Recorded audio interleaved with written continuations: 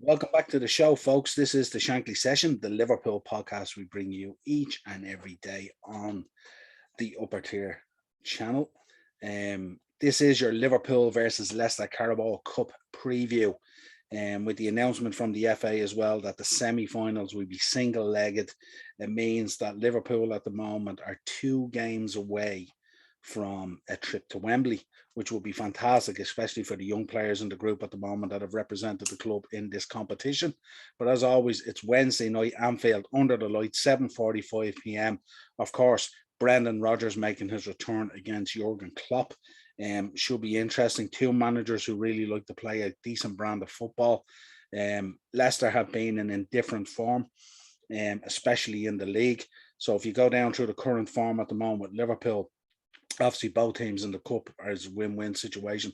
But in terms of all competitions, you have Liverpool with 5 wins and a draw. The draw the other day against Spurs. With Leicester, you've got 3 wins, a draw, and 2 losses. So in different form for them in all competitions. In terms of team news, and this could take a while, folks, to get through because there's a laundry list here at the moment. Thiago has joined Fabinho and Curtis Jones in testing positive for coronavirus, while Harvey Elliott remains outside line with the ankle injury. Obviously, he's making them serious inroads into his rehabilitation.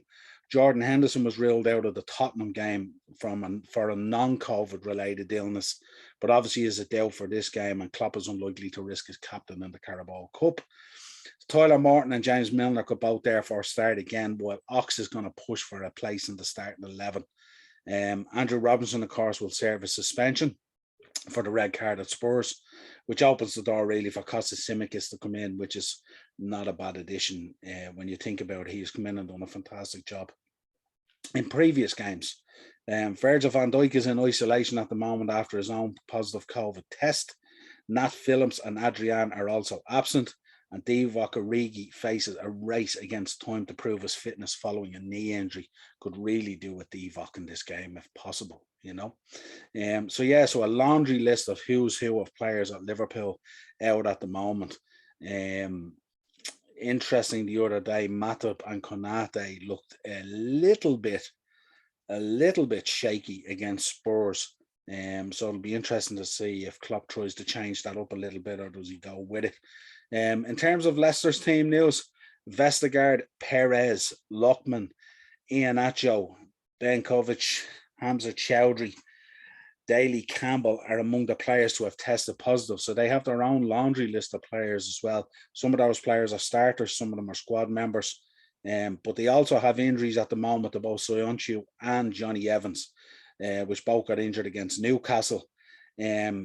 And with the continued absence, obviously, of Wesley Fofana, who's a huge player for them, who had that injury earlier in the season. So they have their own injury problems as well. So this is going to be, it's kind of a lottery to kind of figure out here what your starting 11s are going to be. But nonetheless, it's a huge game, and it's 2 games away now from a trip to Wembley and a final. Based on that information today. So certainly one that's worth putting your best foot forward. But obviously with fixture congestion and stuff like that, Liverpool, they have to be conscious that I suppose their focus is really on the league and staying in touch with Man City. A Carabao Cup really would be a slim consolation, and we know how Klopp has treated these in the past. But it was interesting to listen to Pep Linders today, that they don't have a tiering in terms of the trophies available to the team at the start of the season. What they do is they just manage it game by game by game. And it was really nice to listen to Pep Linders today. He speaks really, really well. I love his press conferences and the minute detail that he goes into, and his analytical step-by-step approach, even to his answers when he's asked questions. So I just thought he was fantastic today. I love Pep Linders when he does those press conferences. Fair play. In terms of starting lineups for Liverpool, I think Kelleher will go on nets, which is no harm. I think Alisson could do with a little bit of a break. He was very shaky the other day against Spurs, and especially for that Sun goal.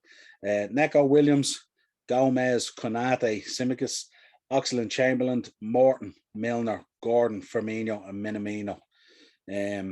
Very, very interesting lineup there.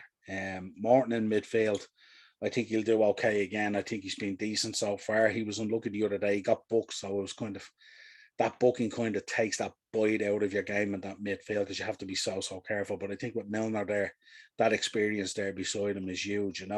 Be good to see Kate Gordon back in there as well. I mean, he had a good showing for us previously, and Firmino and Minamino up front will be an interesting combination. With Tsimikas supplying the balls and Neco Williams, who has been good in recent times and had a decent outing against Milan. For Leicester, Schmeichel, Albrighton, Marte, Ndidi, Bertrand, Tillemans, Sumare, Madison, Dewsbury, Hall, Barnes, and Daka. So they're not predicting at the moment Jamie Vardy, although he may start on the bench. But again, that's a very, very strong Leicester lineup in terms of the firepower that they have there. Barnes and Daka have been really, really good this season.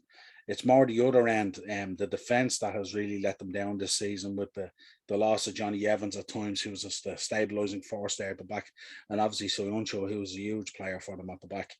But Schmeichel in nets always creates a problem as well. He's such a real good goalkeeper. In terms of a prediction, I'm going to go for a 2-1 Liverpool because I think being at home, and if they have a full house there at Anfield with the fans behind them and stuff like that, I think it might be a bit too much for Leicester. But again, the only thing I'd be concerned is with the amount of games coming up like that. I mean, we've Leeds on the horizon, and then I think we've Leicester again the midweek, and then I think we've Chelsea.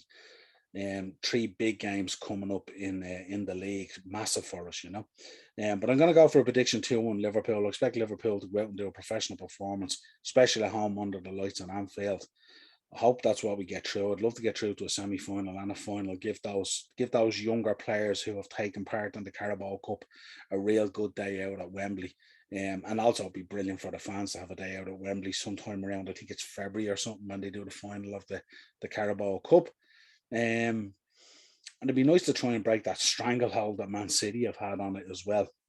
But again, I would stress, not to the detriment of the league or to losing players potentially to the startup of the Champions League. Plus, we also have the FA Cup. But until next time, this has been your Liverpool versus Leicester Carabao Cup preview. Drop your comments down below in the episode. Let us know what you think, what you reckon is your starting 11. What's your prediction? Let's see what we can do here in terms of predictions. And we will talk to you again real soon.